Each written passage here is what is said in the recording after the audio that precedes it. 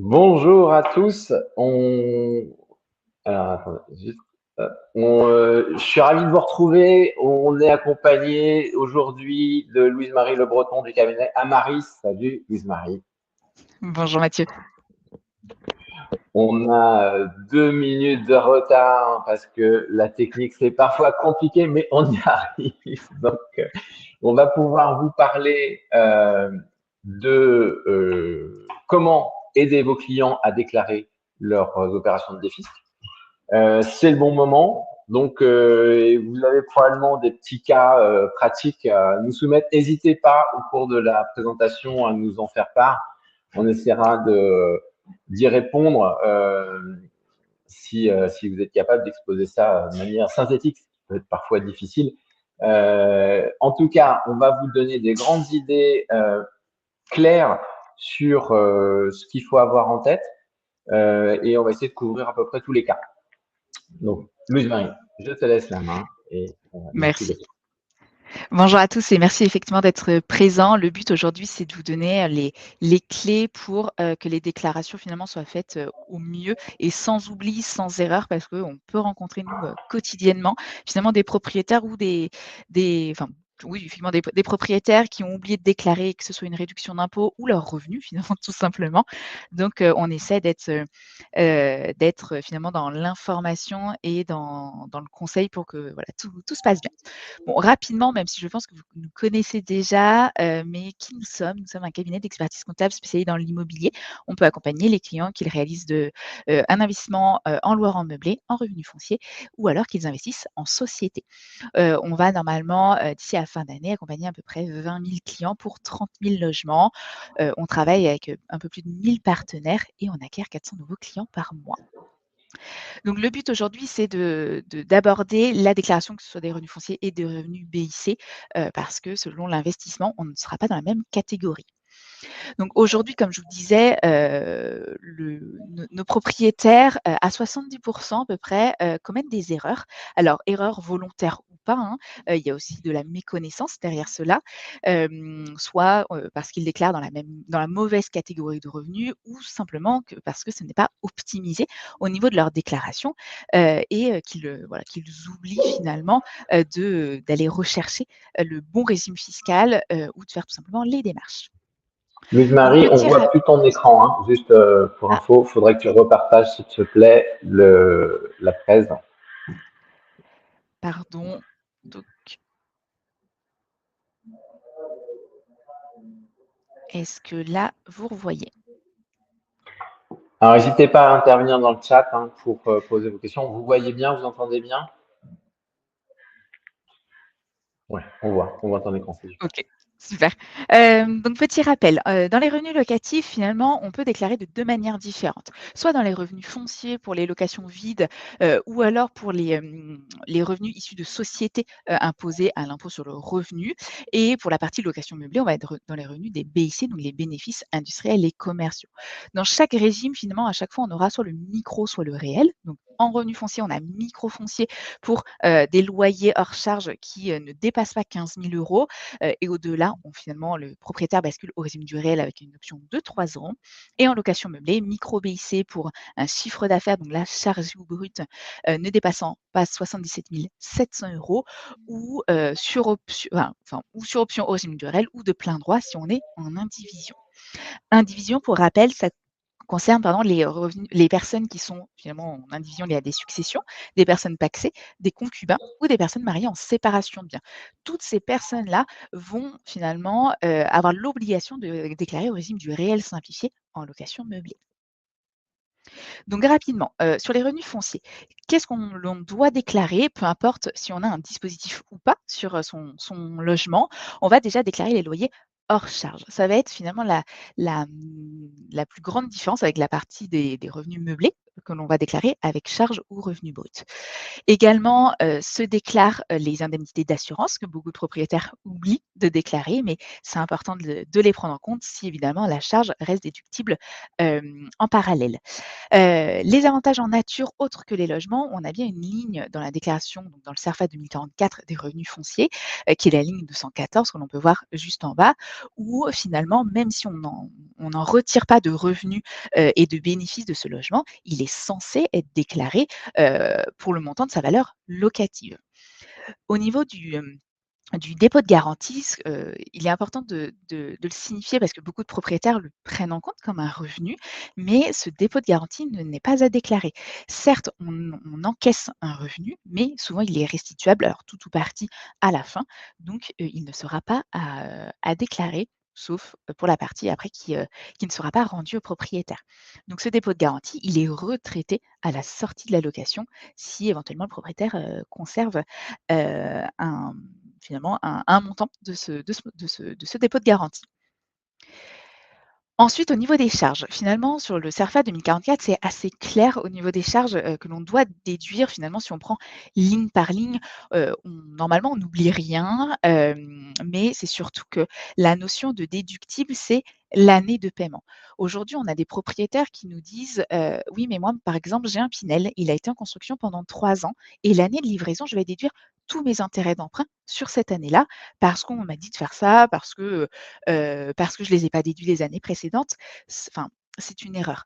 Les intérêts d'emprunt ont été déduits l'année finalement, les années de construction, donc ils auraient dû être déduits ces années-là et on n'a pas le droit théoriquement de les reporter. Beaucoup de propriétaires le font, mais au risque de se finalement d'avoir un contrôle et que ça ne soit pas autorisé par l'administration fiscale, donc bien faire attention. Ensuite, au niveau des dépenses, bah, évidemment, tous les travaux d'entretien, de réparation ou d'amélioration avec facture, évidemment. Pareil, le paiement doit intervenir sur l'année concernée. Si on est sur des acomptes, eh ben, on ne déduit que l'acompte qui a été, payé.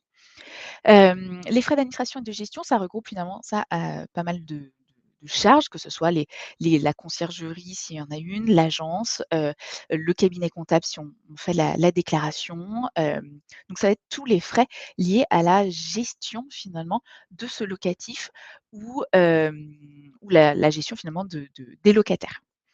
Ensuite, au niveau des frais financiers, donc pour rappel, mais je pense que vous le savez assez bien, on ne déduit que la part des intérêts de l'assurance, au niveau de l'emprunt. La partie capitale n'est pas déductible. Pareil, ça, c'est soit une erreur que le locataire peut faire. Il pense déduire toute sa mensualité d'emprunt. Donc on ne déduit que la quote-part, intérêts et assurance. Les impôts locaux, évidemment, ça, on le déduit donc notamment avec la taxe foncière où on va retirer la taxe d'ordure ménagère parce que celle-ci est récupérable auprès du locataire. Et après le petit forfait de 20 € pour, les frais finalement, plutôt, anciennement, c'était plutôt les frais de courrier ou les frais de recommandé qu'on pouvait adresser aux locataires. Ça reste un forfait autorisé par l'administration fiscale. Tous ces frais sont à indiquer si on est au régime réel, c'est ça? Évidemment, effectivement, très bonne précision, je ne l'ai pas indiqué, mais tous ces frais sont déductibles si on opte pour le régime du réel en revenu foncier, donc un engagement de 3 ans.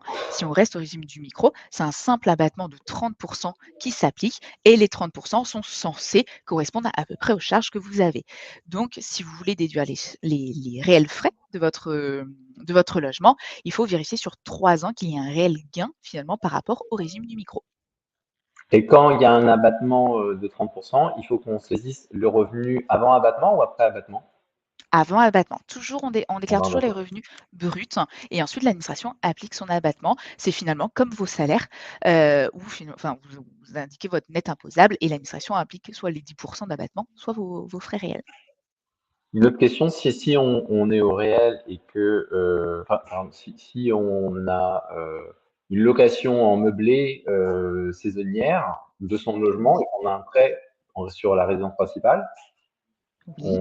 on indique aussi les intérêts d'emprunt ou pas?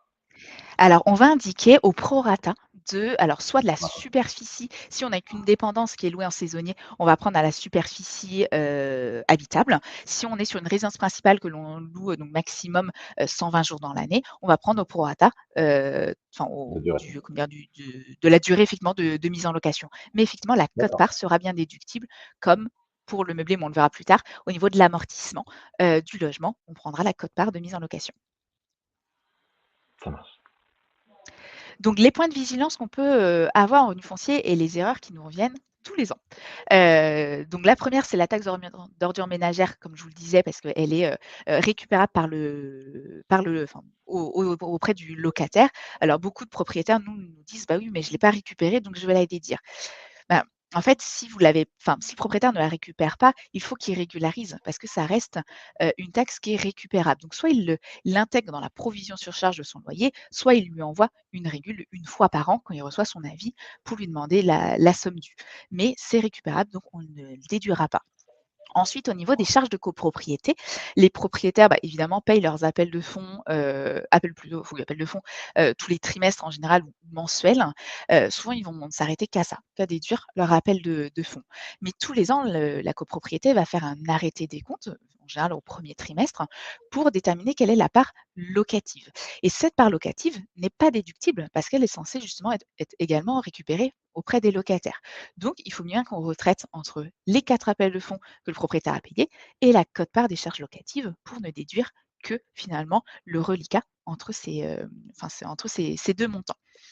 Ça reste une erreur, courante, et je pense sur 95 des propriétaires, mais ce n'est pas forcément non plus, une faute, volontaire parce que nous, on le rencontre, certaines copropriétés, certains syndics ne, font pas apparaître la partie des charges locatives et c'est un vrai problème au niveau des déclarations parce qu'on ne peut pas du coup, la redéduire.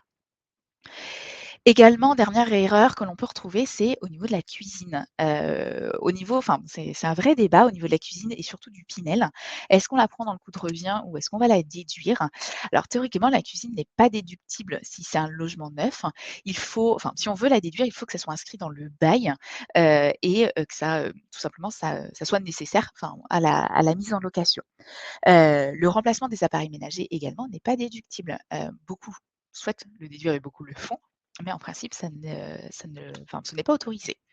Donc attention avec la cuisine, nous, au cas par cas, on va vérifier, est-ce que la cuisine a été achetée finalement avec le promoteur dans le contrat de réservation ou est-ce que c'est vraiment le propriétaire qui a réalisé par lui-même l'installation de la cuisine? Le traitement, du coup, ne sera pas le même.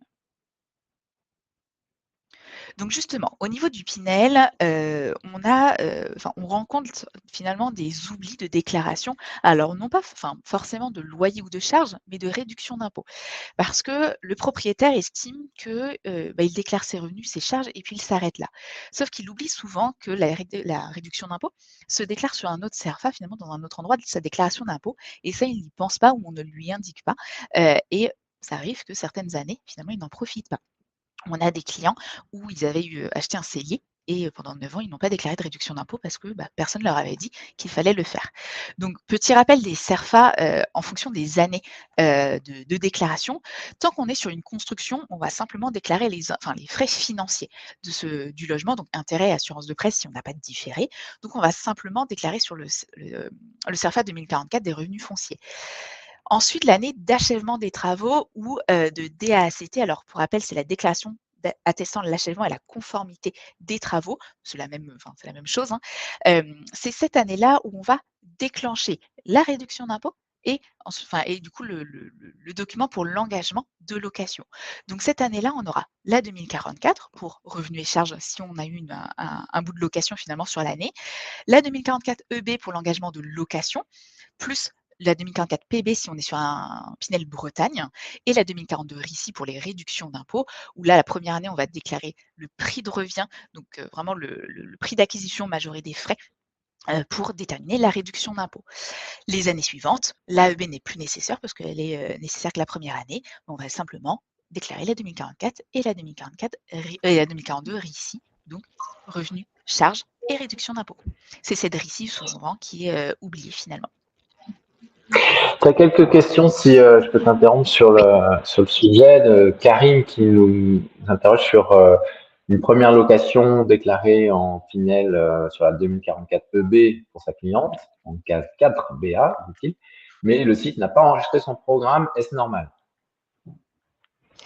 Alors, donc ça a été déclaré, on va dire l'année 1 et l'année 2, on ne le retrouve pas, c'est bien ça? Ça arrive Alors, en fait avec certains clients qu'on déclare le Pinel, on va dire en 2021 et là, pour cette année, la déclaration, on a bien dans l'immobilier 1, l'adresse du Pinel. Par contre, dans la 2042 ici, il n'y a pas de report de la réduction. C'est manuel, il faut aller le remettre, enfin, vu finalement que c'est tous la les ans. première année, c'est sur la première année, ça apparaît pas sur son avis. Alors c'est à revérifier parce que normalement ça apparaît bien effectivement. On a bien donc sur la 2044 les revenus fonciers et on a bien la case, je l'ai plus en tête la case, mais normalement la réduction d'impôt avec le prix de revient qui apparaît sur sa déclaration d'impôt. Donc à revérifier, pour rectifier si l'administration n'a pas pris en compte. Donc c'est une erreur d'administration a priori, Karine. Il y a une Simple. question de Sonia. Bonjour, l'option au réel en revenu foncier de 3 ans est-elle obligatoire si on passe du régime NU au LMNP? Alors si on était en location vide au régime du réel, il faut attendre la fin de l'engagement de 3 ans avant de passer en meublé. L'engagement, il est que ce soit pour l'option fiscale ou pour le type de location. C'est un réel engagement finalement enfin qui vous bloque, hein, que ce soit sur le changement de régime ou changement de location. On va avoir un autre, blocage, une autre vérification à avoir après, c'est pareil sur le délai des 3 ans, mais si on parle bien de l'engagement du réel, c'est, peu importe le changement que l'on souhaite faire. Ingrid a une question sur la cuisine. Pour les travaux d'amélioration, sur quelle année les clients finaux peuvent-ils déduire la pose d'une cuisine équipée? Est-ce possible de le faire avant livraison si la facture est payée durant les travaux de construction? Si la facture est payée pendant les travaux de construction, ça veut dire que la cuisine a été normalement vue avec le promoteur lors de la réservation et donc la cuisine intégrera le prix de revient du final et ne sera pas déductible. La cuisine reste déductible uniquement si, la cuisine a été posée par le propriétaire a posteriori de la livraison. Enfin, en général, il n'y a pas grande différence entre la livraison et la pose de la cuisine, mais il y a vraiment la question de, est-ce qu'on a la cuisine a été achetée avec le promoteur dans le programme ou est-ce que ça a été fait après? Donc si c'est avec le promoteur, c'est dans le prix de revient Une question et sur ça les dates. l'administration est assez, Ouais, oui. ça c'est clair. Une question sur les dates de Marc-Antoine. Si la DAT est en date du 31/12/2022, le logement Comme n'est pas beaucoup. loué sur 2022, est-ce qu'on doit Oui. faire 2044 sur 2022 ou 2023? Sur 2022, en mettant simplement que c'est en cours de mise en location. Aujourd'hui, le comment dire? L'engagement de location doit être, finalement fait, en dans les mêmes temps. Alors sauf si enfin, normalement je me trompe pas, mais on a un délai de 1 an, pour mettre en location finalement après la DAT. Donc l'administration, sait que si c'est pas l'année exacte de la DAT, c'est juste fait l'année d'après et et on doit déclarer de toute façon l'occupation l'année suivante avec, le nom du locataire et la date d'entrée dans les lieux. Donc il y a pas de enfin, ça se fait sur l'année de DAT. Ok, Est-ce qu'il y a ça d'autres marche. questions sur ça? Alors, pas sur ça. Donc, tu peux OK. continuer.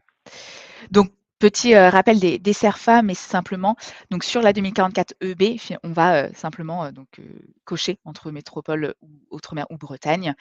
Les informations, les plus importantes alors j'ai pris simplement au niveau de la nature d'un logement en VFA parce que nous c'est, je pense 95 de nos propriétaires qui achètent en VFA. Alors certains achètent en fin de programme ou déjà livré, on est sur du neuf, donc bien faire attention à la nature du logement, mais dans la plupart des cas, on est sur du VFA et on doit renseigner finalement toutes ces données-là.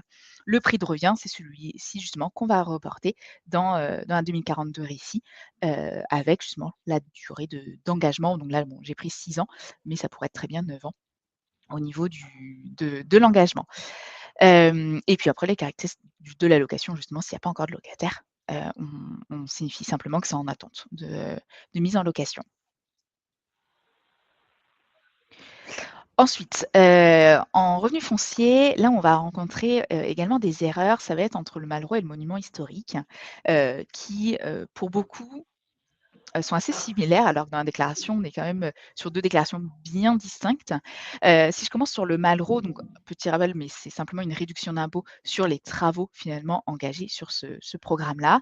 La déclaration se fait sur une 2044 spéciale, plus la 2042 RICI parce que les travaux vont être à reporter pour déclencher la réduction d'impôt. Donc, au niveau de la réduction d'impôt, c'est là où va se concentrer les erreurs, c'est qu'on a 2 choix. Soit on est sur un site couvert par un PSMV, donc c'est simplement un plan de sauvegarde de mise en valeur du logement, où finalement on n'est pas dans un site couvert. La réduction d'impôt est, nettement, différente entre les 2, entre 22 et 30.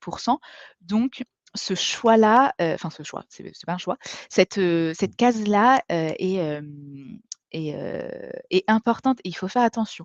Aujourd'hui, nous, les propriétaires, quand on leur pose la question, honnêtement, ils le savent pas. Donc on se rapproche, régulièrement de l'organisme, si c'est Histoire et Patrimoine, Groupe SIF, peu importe, on va, finalement se rapprocher d'eux pour vérifier parce que l'impact n'est quand même pas le même. Donc il faut faire attention.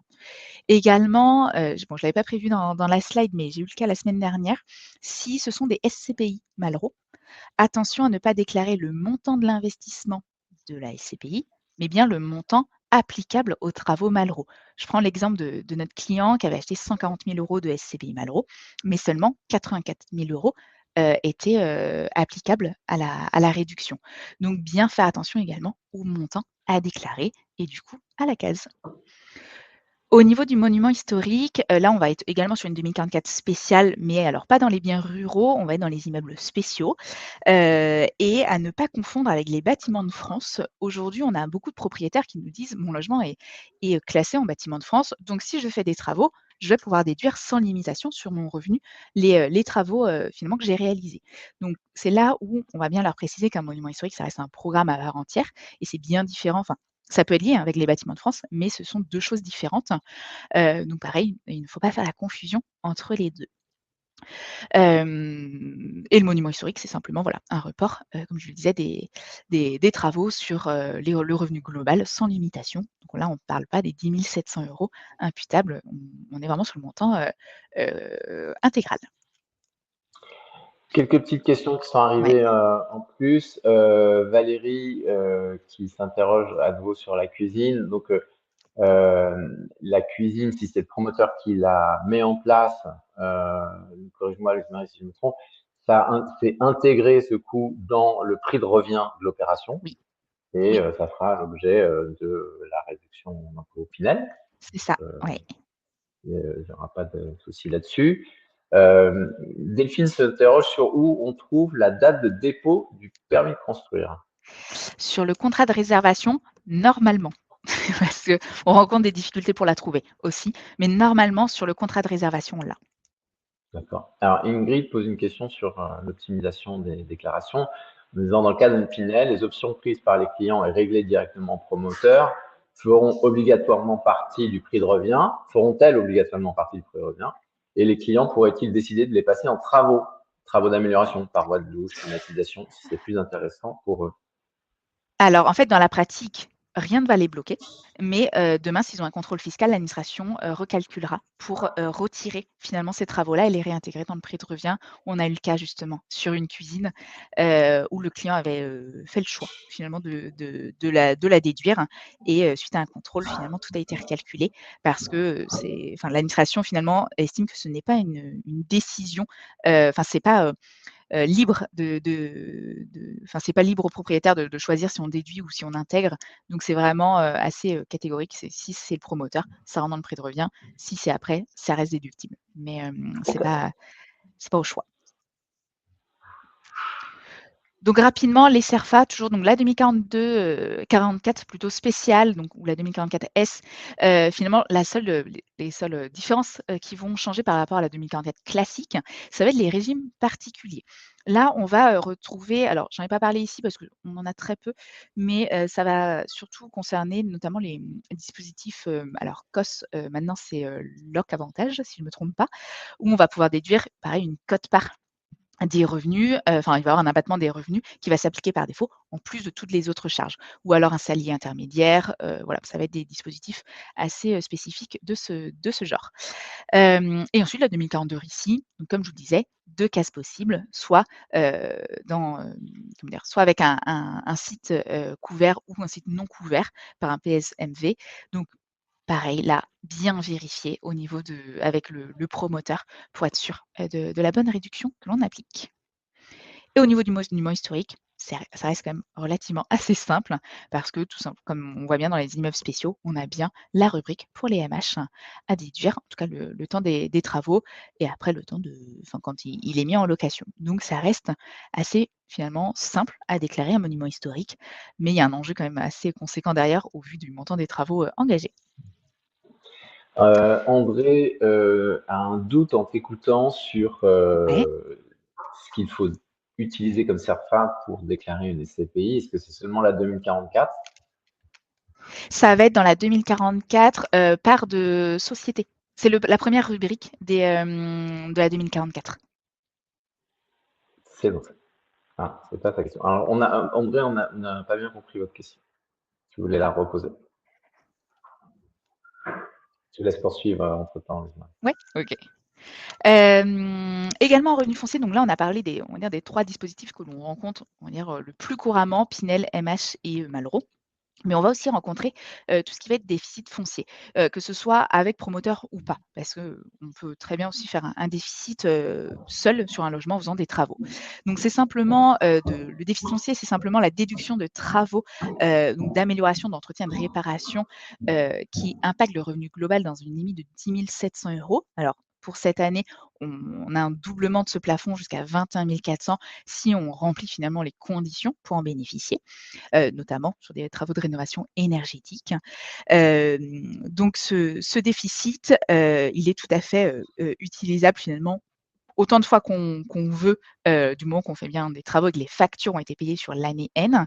Mais attention, si on applique un déficit foncier qui impacte le revenu global, on a un engagement, jusqu'au 31 décembre de la troisième année à rester en location vide, au régime du réel également. Donc pour, toutes les personnes qui achètent une location vide, ils veulent profiter donc du déficit foncier pour économiser justement sur le revenu global, puis ensuite passer en location meublée. Dans la théorie, c'est possible, mais après ce délai de 3 ans, de location vide. Donc on peut générer finalement de l'imposition pendant X années, parce que tant que le locataire, pareil, ne part pas en location vide, on ne pourra pas basculer en meublé. Donc ça peut être une optimisation de profiter du déficit foncier les premières années, puis de passer en meublé pour ne payer pas ou peu d'impôts. Mais dans la pratique, il faut, pouvoir le faire parce qu'il faut attendre le départ du locataire et il faut attendre, le 31 décembre de la troisième année.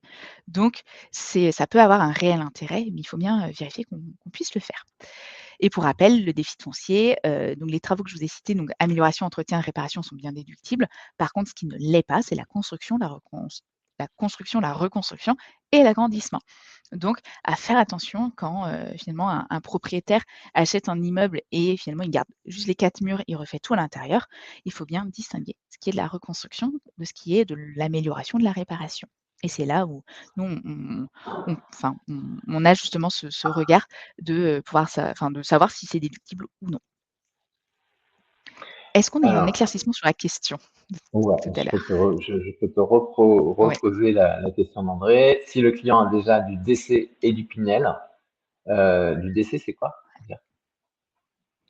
Tu vois ce que c'est? défici non, décès? Non. DC, c'est quoi? Droit commun. Ok. Ah OK. Une location de droit commun. Et du Pinel est déclaré pour la première fois, en 2044 Mmh. normal, et qu'il a aussi un Malraux en SCPI, doit-il faire une 2044 spéciale pour les trois biens? Euh, c'est ça. Mmh. Et car il y a du normal et du spécial. Et bah, c'est une très bonne question parce que nous, on met tout dans la je réfléchis comment nous on le fait. Mmh, mmh, mmh. En fait, c'est l'une ou l'autre, on peut pas en choisir 2. Donc ça passera tout sur la 2044 spéciale. Parce que quand on choisit les annexes, sur impôts.gouv, on peut pas choisir les 2. C'est l'une ou l'autre. Donc tout passera sur la Ok. 2044 spéciale. Alors, Franck demande s'il y a s'il y a une location d'un appartement et d'un parking, est-ce qu'il faut faire Ouais. un ou deux lots déclarés? Si c'est le même locataire, c'est un lot, parce que tout est sous le même bail. Par contre, si c'est, 2 baux différents, là, on est sur 2 lots, de location. Ok, Valérie s'interroge sur le fait que si on fait encore une 2044 spéciale alors que le régime fiscal est fini, est-ce que c'est gênant, par exemple, pour domicile? C'est pas gênant. C'est parce que enfin, enfin, il faudrait repasser sur une 2044 traditionnelle, mais ce n'est pas gênant d'utiliser une spéciale. Simplement, la spéciale, elle est, plus complète au niveau des pages, des possibilités, mais en soi, c'est pas gênant. Ok, je te laisse poursuivre. Donc bon, pour rappel, rapidement, mais dans les dépenses de réparation, entretien et amélioration, il faut toujours justifier date de paiement et non date de facture. Parce que ça, c'est pareil, on le rencontre assez, fréquemment dans les erreurs. Le montant payé, le nom de l'entrepreneur et la nature des travaux, justement, pour vérifier si c'est bien déductible ou pas. Avant de passer au revenu BIC, est-ce qu'il reste des questions sur la partie foncier? Alors, je regarde si je vois des choses sur le foncier. Delphine s'interroge sur le déficit foncier, c'est valable également pour les SCI à l'IR? Ah oui, parce que ça reste une, fiscalité qui est transparente, donc la SCI peut profiter effectivement du déficit foncier. Ok. Et si on est à SCIR, il faut aussi obligation de louer 3 ans. Oui, ça reste les mêmes obligations. Effectivement, ça rentre dans la catégorie des revenus fonciers, donc les obligations restent les mêmes, qu'on soit en nom propre ou en SCI à l'IR. Ok. Alors, qu'est-ce qu'il dit? L'année d'un divorce, en mai par exemple, et un des deux conserve le Pinel, comment déclarer? C'est possible. Divorce en mai. C'est pas un cas pratique, parce qu'en soi, ça reste, enfin, en cas de divorce ou de décès, hein, on va dire, c'est la même, question parce que justement Mhm. enfin, divorce, il y a pas de changement de propriété, mais en soi, en cas de divorce, le logement enfin, il va soit enfin, soit avoir un rachat de soult par l'un ou par l'autre, Ouais. mais mais de mémoire en fait, on l'a jamais eu, mais à mon sens, les 2 enfin, soit s'il y a pas de rachat de soult, on fait moitié-moitié au niveau Bah de la oui, réduction d'impôt bah, je sur pense. les oui, c'est une réponse toute simple. La réduction d'impôt se répartit sur du coup, les 2 foyers. Par contre, s'il y a un rachat de soult, là, je n'ai pas la réponse parce que théoriquement, l'engagement était sur les 2 noms et si on a un rachat de soult, on passe finalement que sur un propriétaire. Donc là, j'ai pas la réponse, ça nécessiterait une recherche. Mais je pense qu'on peut continuer l'engagement, mais je ne suis pas certaine de moi. Donc, je Ah, pourrais ça faire la c'est recherche. Je me le note. Franck, compliqué comme question. Mais bonne question parce que, enfin, si le jour où ça nous arrive, il faudra savoir y répondre. Mais, pour le moment, on n'a pas de divorce chez nous. S'il y a eu une erreur Divorce. du client, un client qui a confondu la date de signature chez le notaire avec la DAT, Mmh. et qui s'en rend compte à quelques années après. En soi, on peut régulariser jusqu'au revenu N-3 les déclarations d'impôts. Donc on peut corriger, mais évidemment, si on corrige, ça va impacter, forcément financièrement parce que si on a déclenché la réduction à date d'achat, alors que, enfin, c'était 2 ans finalement auparavant précédemment la DAT, il y a 2 ans où il faudra rembourser la réduction d'impôt à l'administration fiscale.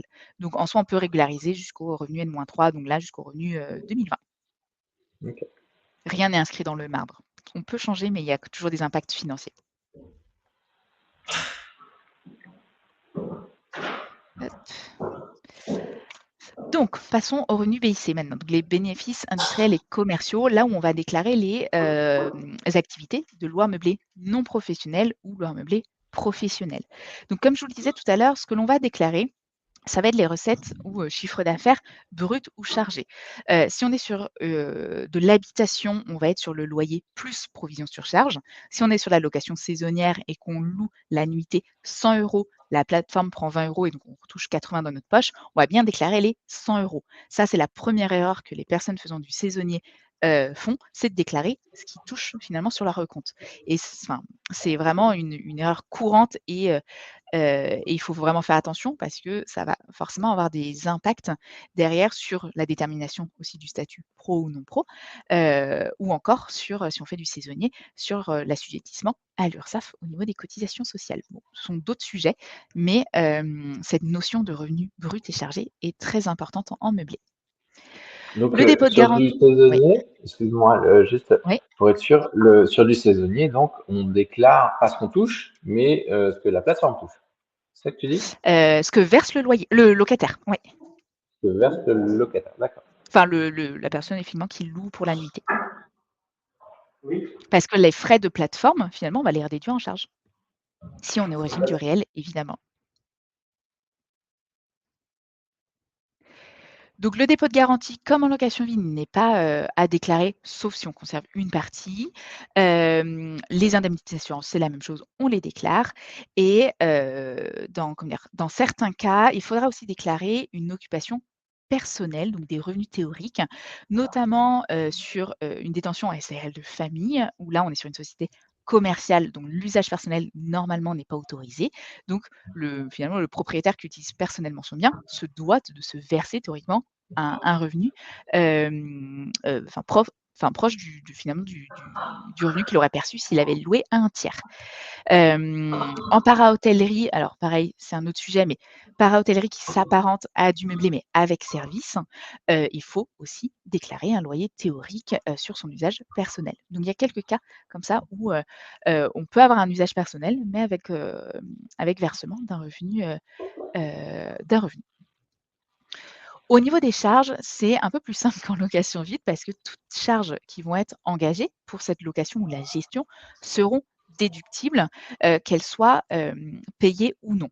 On est sur comment dire? Une comptabilité d'engagement, donc si on doit payer cette charge, qu'on l'ait payée ou pas, on va la déduire. Il y aura évidemment des régularisations, a posteriori, mais on doit tout déclarer, même les revenus, je l'ai pas dit précédemment, mais même des revenus si on a un bail à 600 € par mois de, de loyer et que votre locataire ne vous verse que 10 mois sur 12, dans le bilan, dans le chiffre d'affaires, on va bien déclarer les 12 mois de loyer. Par contre, les 2 mois non versés vont, finalement, enfin, vont générer une créance, mais on reste bien dans un loyer, dans en tout cas un chiffre d'affaires global, que ce soit versé ou non. Donc ça, pareil, il faut bien faire attention. Ensuite, donc pour revenir enfin aux charges, donc toutes les dépenses vont être déductibles. L'amortissement, donc pour rappel, l'amortissement, c'est la dépréciation du logement, qu'il soit acheté, il y a 2 jours ou il y a 20 ans, tout le logement a un amortissement. Après on va voir dans le détail comment on le calcule, mais tout bien immobilier peut générer un amortissement, ainsi que le mobilier et les travaux, engagés. Les frais financiers de la même du même principe, donc intérêt, assurance de prêt, le capital lui n'est pas déductible. Les indemnités carburant pour les frais de déplacement, ça reste également déductible, donc on n'est pas sur le même barème que l'administration, sur l'indemnité kilométrique, mais ça reste quand même un avantage, à ne pas oublier.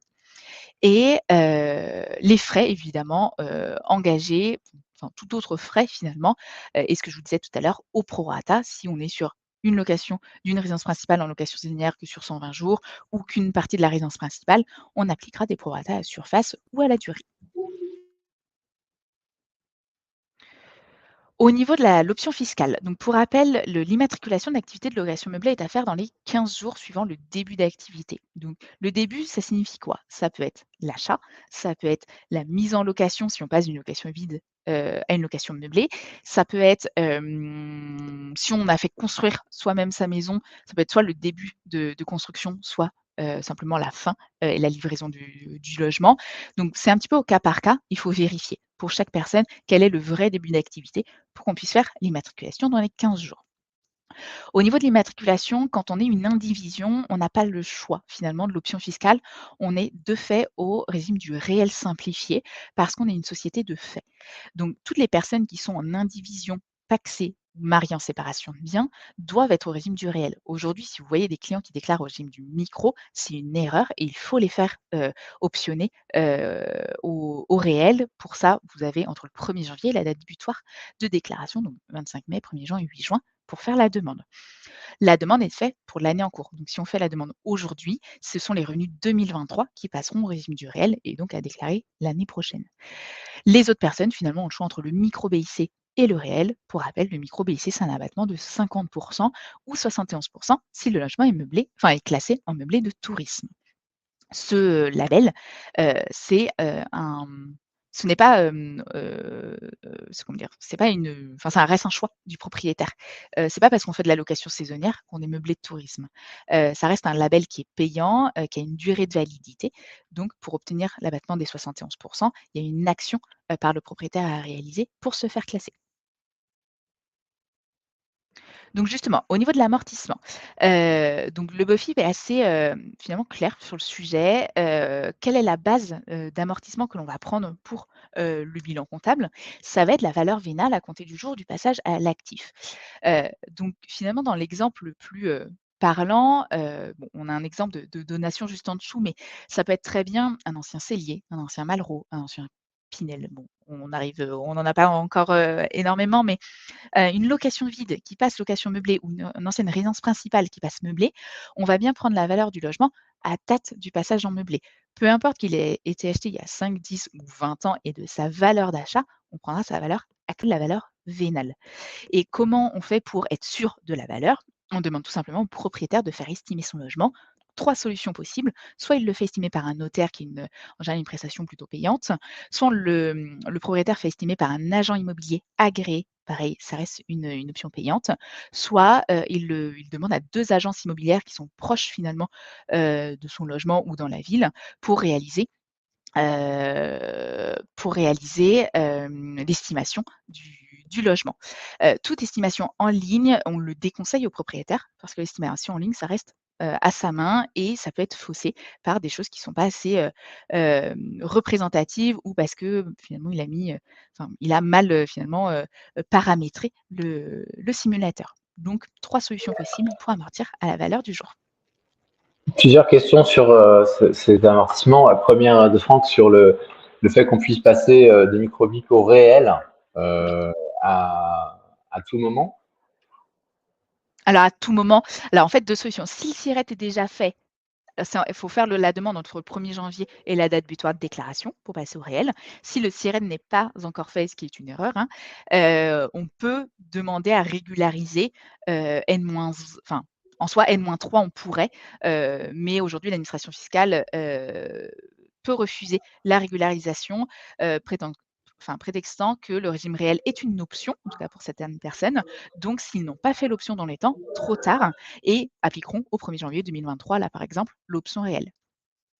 Et il faut le faire avant quelle date butoir? Tu parlais d'une date butoir de Ça déclaration. dépend finalement du propriétaire, de son lieu de résidence. Si le propriétaire habite dans l'Ain, il doit le faire avant le 25 mai. S'il habite à Lyon, dans le 69, il aura jusqu'au 8 juin pour le faire. Ça va vraiment dépendre de son D'accord. lieu de domiciliation. Sur on peut passer donc en LMNP à tout moment, hein, donc 10 ans après l'acquisition du bien ou plus.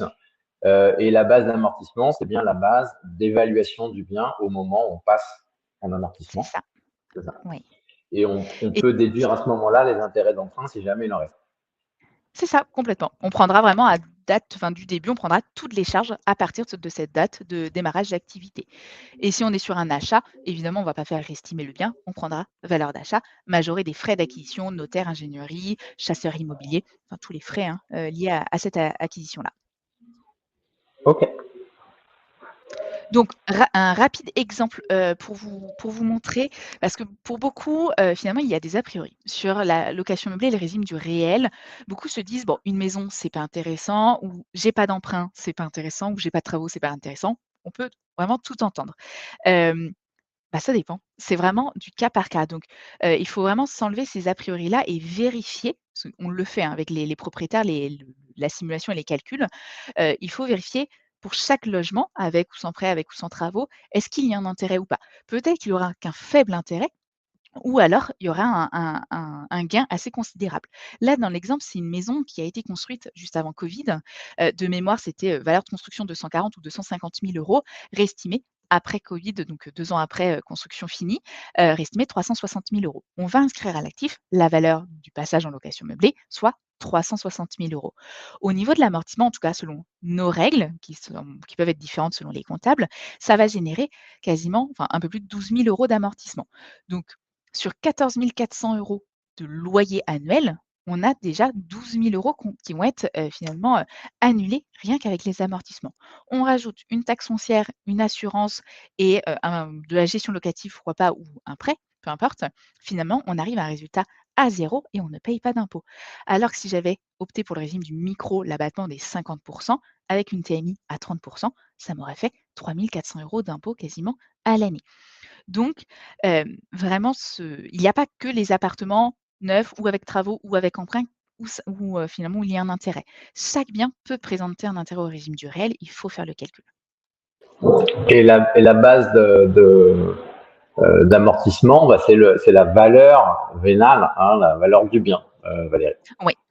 Euh, Valeur vénale et alors petite information parce que je ne l'ai pas précisé, mais la valeur du bien, on va pas prendre enfin dans l'exemple, on va pas prendre 360 000, j'exagère, mais divisé par 20, pour générer l'amortissement. On va le retraiter pour retirer la part du foncier. Le foncier, lui, n'est pas amortissable. En fonction de la localisation, on va plus ou moins enlever une quote-part de foncier et on n'amortira que le restant. Pour vous, donner, en tout cas nos règles à nous, on va regarder si on est en zone tendue ou pas. Si on est en zone tendue, on va être entre 20 et 40 pour le foncier et hors zone tendue, on va être sur 15 à peu près. Évidemment, tout ça, ça bouge et on peut en discuter avec les propriétaires pour ajuster au cas par cas. et ça s'applique même si on est au régime microbique depuis 10 ans.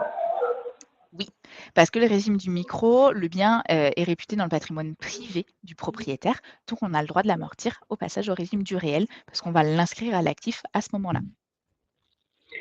Alors, Renaud s'interroge sur le nombre d'années maximales sur lesquelles on peut amortir. Alors, le BOFIP est assez enfin, donne des fourchettes au niveau de l'amortissement. Il faut savoir que déjà le bien, on va le décomposer. Donc on va avoir le gros œuvre, la façade, les installations générales et l'agencement. On a le mobilier qui vient après. Sur ces 4 durées, le BOFIP donne des durées, enfin minimum et maximum. Pour vous donner un exemple, le gros œuvre, le BOFIP indique entre 40 et 80 ans. Nous, on est sur 50 ans. Et sur chaque, composante, finalement, on a des fourchettes comme ça et c'est là où, entre plusieurs cabinets comptables, on peut avoir des amortissements différents parce que chaque cabinet s'est positionné sur des durées ou des quotes-parts, finalement propres à lui donc, ce qui génère des amortissements, finalement alors on ne peut pas passer du simple au double non plus, enfin normalement non, mais voilà, il y a des différences à ce niveau-là. Est-ce qu'il y a d'autres questions sur l'amortissement? Non, vas-y. OK. Donc rapidement, le CGA également, donc le centre de gestion agréé, ce centre a pour rôle, de contrôler finalement le travail du cabinet comptable. Ça reste un centre qui est indépendant. Donc nous, dès lors qu'on aura réalisé le bilan, on le transmet au CGA pour, contrôle et ensuite on le transmet à l'administration. Donc certains propriétaires justement quand ils y adhèrent, se voient attribuer une réduction d'impôt, par l'administration à hauteur des 2 tiers des frais. Donc frais du cabinet et frais du CGA. C'est vraiment sur la globalité qui va récupérer les 2 tiers dans la limite de 915 € et dans la limite, du plafonnement des réductions d'impôt également, hein, du foyer fiscal. Cette réduction d'impôt, ça reste une case bien à part dans la déclaration, donc c'est toujours dans la 2042, RICI. Beaucoup de propriétaires, n'y pensent pas à la mettre, donc c'est dommage de l'oublier parce que nous, on est en moyenne sur, 400 ou 500 € quand même de réduction d'impôt. Donc tous les ans, il faudra bien la reporter. Donc cette année, c'est dans la case 7FF, mais voilà, bon, ça se régularise, pareil, hein, s'il ne l'a pas fait précédemment. Le CGA, quand est-ce qu'il faut y adhérer? Si on est sur un début d'activité, c'est dans les 5 mois suivant le démarrage et chaque année, c'est entre le 1er janvier et le 31 mai. Là, il n'y a pas de souplesse, si on a dépassé d'1 ou 2 jours, théoriquement, le CGA pourrait nous refuser l'adhésion parce qu'ils doivent envoyer leur registre, assez régulièrement à l'administration pour, être contrôlés. La réduction d'impôt, donc tout le monde n'y a pas le droit, c'est simplement les indivisions qu'on a citées précédemment, donc pacsés, concubins, mariés en séparation de biens, théoriquement, n'y ont pas accès. Mais aujourd'hui, certains CGA estiment que, les personnes pacsées, les personnes mariées en séparation de biens étant un même foyer fiscal, ils leur autorisent quand même la réduction. Donc quand on rencontre finalement ces propriétaires-là, on les fait adhérer finalement au bon centre de gestion pour qu'ils en profitent, finalement comme s'ils n'étaient pas en indivision. Au niveau des dispositifs, on va en retrouver 2 principaux, bon, un qui s'est terminé, mais on peut encore le rencontrer. On va avoir le Censi-Bouvard ou simplement l'amortissement. Bon, je vais commencer par l'amortissement, c'est celui qu'on a enfin, dont on parle là depuis quelques minutes. C'est simplement là où on va appliquer un amortissement sur la valeur du bien, sur les travaux, sur le mobilier, où va, justement rentrer tous les investissements en résidence-service, donc EHPAD, seniors, tourisme, affaires, la location meublée d'habitation ou la location plutôt, de courte durée. L'amortissement donc ne comment dire? L'amortissement excédentaire en tout cas va être reporté, sans durée, et les charges peuvent générer par contre là un déficit qui est reportable, sur 10 ans et imputable sur les revenus de même nature. Le Censi-Bouvard, c'est un petit peu différent au niveau du traitement. Premièrement parce qu'on va avoir déjà un sujet de TVA. Alors, on pourrait très bien l'avoir en résidence service, en amortissement également, mais Censi-Bouvard, donc on a de la TVA sur l'acquisition, donc là où le propriétaire va récupérer sa TVA et ensuite sur les loyers, il va la collecter, donc à hauteur de 10 en général, pour la reverser tous les ans en administration fiscale. Le propriétaire bénéficie aussi d'une réduction d'impôt sur son montant d'investissement, donc 11 sur 9 ans. À la fin d'un Censi-Bouvard, parce que certains arrivent déjà à leur terme, on ne peut pas basculer d'un Censi-Bouvard à un amortissement. C'est-à-dire que si le bien dans l'activité de location meublée, donc il n'est pas amorti, vu qu'on a profité d'une réduction d'impôt, on ne peut pas demain l'inscrire à l'actif pour bénéficier d'un amortissement. Ce n'est pas possible, il a déjà été inscrit à l'actif, donc il n'y a pas de retraitement possible. Donc si le propriétaire, il ne lui reste qu'un Censi-Bouvard, soit il continue au régime du réel avec ses charges et on a une déclaration de TVA annuelle, soit il repasse au micro-BIC, ce qui est possible. Par contre, il doit bien toujours, continuer à faire sa déclaration de TVA annuelle. Donc, dans les 2 cas, on va vraiment avoir un traitement différent. Le Censi-Bouvard, on ne va pas amortir l'immobilier parce qu'on a une réduction d'impôt. Pareil, à ne pas oublier dans la 2042 ici, et avec une déclaration de TVA, annuelle et l'amortissement, par contre là, on va vraiment amortir tous les ans et on peut avoir un sujet de TVA uniquement sur les résidences services. Sur la partie amortissement, tu parles de location meublée courte durée, mais en saisonnier, on peut faire de l'amortissement? Oui. Bah, alors courte durée, saisonnier, effectivement, je mets ça dans le même panier. En fait, sur le saisonnier, si on est sur une résidence secondaire ou une résidence locative, on va pouvoir amortir 100 de la valeur du bien. Alors, sauf si délibérément le propriétaire s'est conservé un usage privatif du bien, par exemple, si c'est conservé 1 mois sur l'année, et ben, on va amortir que 11 mois sur 12. Les charges, pareil, on les prendra sous le même prorata. Par contre, si c'est mis à Et sur une résidence disposition principale? si on est sur une résidence principale et que c'est loué 120 jours, et ben, on prendra l'amortissement à hauteur de 120 jours, sur la valeur D'accord. du bien et les charges Donc, également. dans tous les cas, on peut faire le système d'amortissement sur une location saisonnière, même partielle, Oui, au cours de l'année. OK. tout à fait. On fait juste un prorata temporel. Ouais, c'est ça. Ok. Mmh. Également, je l'ai pas évoqué, mais on parle d'amortissement si un bien est démembré. Parce que je l'évoque pas dans le support, mais si un bien est démembré, un usufruitier peut aussi amortir sa valeur d'usufruit. On va simplement être sur l'usufruit économique et au niveau de la durée, là, on va pas décomposer.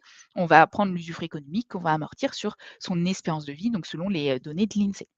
Mais c'est aussi possible, d'amortir un usufruit. Donc rapidement, justement sur la 2042 ici, là où on va trouver les Censi-Bouvard, enfin, ce qui est assez simple finalement à retrouver, mais ce qui normalement, le cabinet comptable accompagne, hein, les propriétaires pour bien reporter les bons chiffres dans les bonnes cases. Au niveau de l'amortissement, on va, simplement, reporter comment dire? Le résultat, enfin le résultat imposable dans la déclaration. Donc, l'avantage pour les propriétaires, c'est que si on a un résultat à 0 ou déficitaire, ça va être neutre sur son revenu fiscal de référence. Donc c'est souvent aussi ce qu'apprécient les propriétaires, c'est qu'il n'y a pas d'impact. Au niveau des obligations fiscales, simplement l'établissement d'une 2031 et une 2033, ça c'est le cabinet comptable qui s'en charge. Et justement, le résultat, on le reporte sur la 2042, c'est pro, donc c'est les revenus BIC. Est-ce qu'il y a des questions sur ça? Une question de Renaud sur peut-on globaliser l'amortissement ou doit-on séquencer par pôle?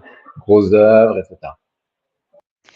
Alors, l'amortissement linéaire n'est pas conseillé. Enfin, je pense que c'est ça la question, mais vous n'hésitez pas à me corriger si ce n'est pas le cas. L'amortissement linéaire n'est pas conseillé parce que l'amortissement est censé, correspondre à la durée de vie ou à le comment dire? La dépréciation de chaque composante. Donc entre le gros œuvre, si on prend un exemple, les murs et de l'agencement, une peinture n'a pas la même durée de vie que du gros œuvre. Donc on est censé justement bien dissocier pour appliquer la bonne durée d'amortissement applicable. L'amortissement linéaire peut être fait, mais en fait, ce n'est pas optimisé, au niveau de la déclaration. Donc nous, on ne le fait pas. En général, les cabinets comptables ne procèdent pas de la sorte. Une autre question sur la taxe d'habitation des logements loués en saisonnier est-elle déductible au niveau des charges? Oui. Quand on fait de la location saisonnière et qu'on se garde aussi un usage privatif, vous aurez évidemment, bon, votre taxe foncière, ça reste classique, mais votre taxe d'habitation, ça restera à la charge du propriétaire. Donc celle-ci, ça reste quand même déductible. Alors pareil, tout ou partie, en fonction de est-ce qu'on loue toute l'année ou non, mais ça reste une charge, aussi propre à l'activité, donc on pourra la déduire. Je ne l'ai pas évoqué, mais ça fait le lien, en location meublée, on aura aussi la CFE, à devoir, sauf en résidence-service parce qu'on en est exonéré ou dans certaines villes, pareil, il y a des exonérations possibles. La CFE, c'est la cotisation foncière des entreprises qui est due pour tout, propriétaire faisant de la location meublée ayant son numéro SIRET. Et c'est un minimum normalement de 227 € par an, mais au niveau du montant, chaque collectivité est décisionnaire. Donc on ne peut pas trop, savoir à l'avance le montant de cette cotisation, mais ça reste déductible également. Merci.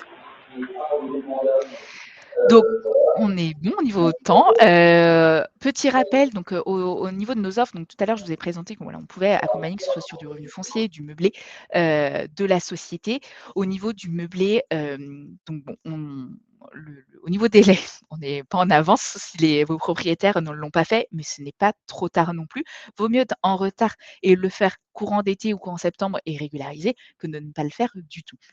Donc aujourd'hui, on peut, accompagner vos clients. Je vous donne grosso modo les tarifs. Alors là, c'est après réduction d'impôts, auxquels on peut les accompagner. Simplement, Solo, c'est un logiciel où le client fait par lui-même sa déclaration et Expert, c'est là où il nous délègue finalement toute la gestion toute la gestion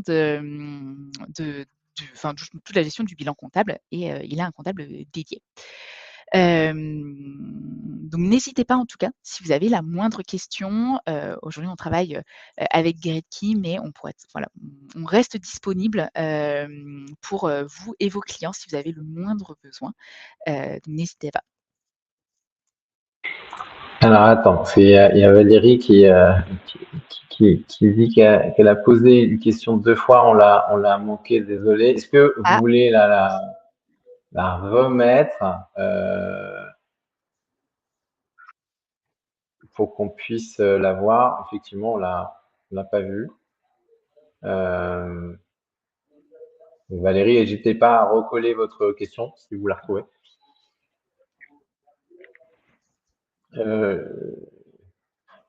Prorogation d'un cellier intermédiaire. alors je ne sais pas si je vais bien répondre, mais au niveau de la prorogation, en soi, enfin, c'est possible. Il faut simplement refaire une 2044 EB pour, la prorogation du délai d'engagement. Ok, donc 2044 EB. Delphine voudrait revoir l'avant-dernière slide. Ah, C'est quoi je l'avant-dernière repartage, j'ai slide? enlevé trop tôt. C'est les tarifs, je crois. C'est les tarifs, Tac, d'accord. je pense, vous me dites si c'est ça partagé. Tac. Est-ce que c'est bien cette slide-là? C'est ça? Solo 76, expert 192. C'est bien ça, ouais. OK. Alors, une petite dernière question. Mathieu nous demande quelle est la base de calcul de la plus-value en cas de cession dans le cas où le bien a été exploité en déficit foncier d'abord, puis passé en LMNP. On finit par une question dure. Alors, la plus-value applicable est déterminée selon le statut du propriétaire l'année de revente. Donc, si j'ai réalisé effectivement du déficit foncier pendant, on va dire 3 ans, je suis passé en meublé pendant 10 et je revends. Si je suis LMNP, l'année de revente, c'est la plus-value des particuliers qui va s'appliquer. Et au niveau des travaux, notamment, parce que je pense que la question est là, je ne vais pas pouvoir les réutiliser pour majorer mon prix d'acquisition, parce que pour rappel, sur la plus-value des particuliers, le prix d'acquisition est souvent majoré d'un forfait de 22,5%, 15% pour les travaux, 7,5% pour les frais d'acquisition ou les frais réels si on peut les justifier. Mais ça, je ne vais pas pouvoir les utiliser parce que j'en ai déjà profité et j'ai déjà eu un avantage fiscal pour mon déficit foncier. Donc ça reste la plus-value du particulier traditionnelle. Par contre, si je suis LMP, donc loueur meublé professionnel, là, c'est la plus-value des pros qui s'applique et donc tous mes amortissements que j'ai eus mes années où j'étais professionnelle vont être réimposés et le calcul est bien différent. On peut avoir des exonérations possibles, mais c'est à anticiper et il faut surtout en parler à son comptable pour calculer la plus-value en amont parce que ça peut aller en dizaines de milliers d'euros au niveau de l'URSSAF et ou de l'impôt. Donc, c'est vraiment l'année de revente où on va vérifier la plus-value applicable. Valérie, toujours sur le passage, la prorogation à CDI intermédiaire s'interroge si on n'a plus la DAT et la date de permis de construire, comment fait-on? Normalement, enfin, si on peut retrouver la EB initiale, on retrouve les éléments. Sinon, sinon, sinon, il faut retrouver Interroger le effectivement les promoteur? documents. Ouais, est-ce que le promoteur aura les informations, de toute façon, effectivement. Ouais, Soit on interroger le retrouve promoteur. effectivement les déclarations originales, soit on retrouve contrat de résa et les papiers, soit du coup, si on n'a rien, on contacte le promoteur. Si vous voulez contacter Louise Marie ou cabinet Maris, on fait comment? Alors, vous pouvez passer par Gritty, on vous mettra en relation. Et sinon, tu as un mail de contact à proposer, par exemple? Alors, vous pouvez nous contacter sur l'adresse finalement du service partenaire où on reste finalement disponible quotidiennement. Donc, je vous mets juste l'adresse dans le chat. Hop. Ou donc en fait, en tant que partenaire ou futur partenaire, vous pouvez nous contacter pour qu'on vous accompagne finalement quotidiennement sur vos questions, que ce soit fiscales, juridiques, comptables, peu importe, sur l'immobilier bien entendu. Et on est 2 sur ce service comment dire? De hotline. Donc il y a Alexandra qui est l'assistante du service partenariat et moi-même pour vous répondre finalement tous les jours. Donc n'hésitez pas, je vous mets les coordonnées en dessous si ça veut bien. Et voici. Hotline@amaris.fr. Tout simple. Lise-Marie, merci beaucoup. Merci à tous pour toutes vos questions très détaillées comme d'habitude. Et je vous dis à très bientôt. Passez une bonne après-midi. Salut. Merci à tous. À bientôt. Salut.